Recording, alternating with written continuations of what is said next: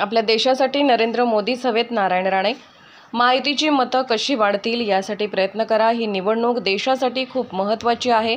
Narendra Modi hat trick पूर्ण करतील. मोदी देशाची अर्थव्यवस्था वाढवायला निघाले आहेत.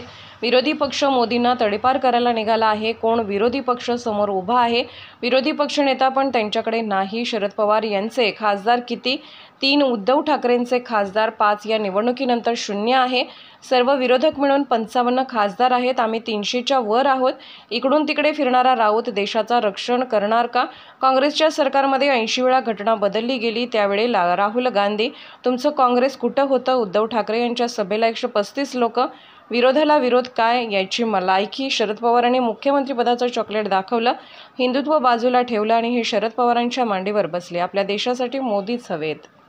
देश बनवायला निघाले. विकसित देश, आत्मनिर्भर भारत देश, सशक्त भारत देश बनवण्याचं काम मोदी साहेब करतात. आज त्यांच्याकडे 303 खासदार आहेत देशात आणि 400 पाठ करायचं मानस त्यांनी व्यक्त केलं. काही पत्रकार विचारतात काय म्हणे मोदी 400 पार सांगितलं, पण विरोधी पक्ष मोदींना तडीपार करायला निघालाय. त्या पत्रकारांना विचारावं असं वाटतं का तरफदारी करताय? आमच्या 303 आहे, 400च्या वर जाणार आहोत. कोण विरोधी पक्ष आहे? काँग्रेस 50. विरोधी पक्ष नेता पण त्यांच्याकडे नाही, 54 लागतात. शरद पवार 3. किती खासदार? 3. 50 ने 3 53.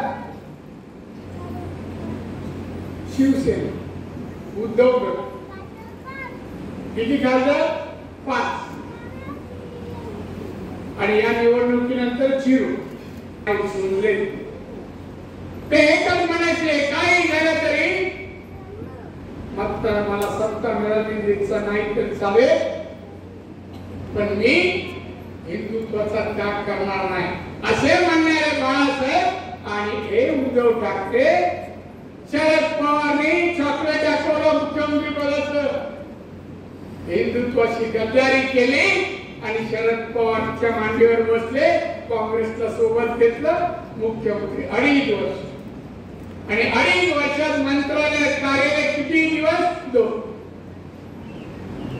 काय महाराष्ट्रासाठी केलं? 13.5 कोटी जनता या महाराष्ट्रात आहे. काय दिलं? अन्न, वस्त्र, निवारा. शेतकऱ्यांसाठी काय दिलं? महिलांसाठी